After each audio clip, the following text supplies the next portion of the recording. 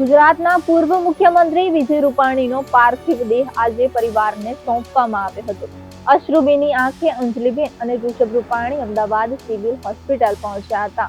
અમદાવાદથી ચાર્ટર પ્લેનમાં પાર્થિવ દેહને રાજકોટ લઈ જવાશે અને રાજકોટમાં જ તેમના અંતિમ સંસ્કાર થશે.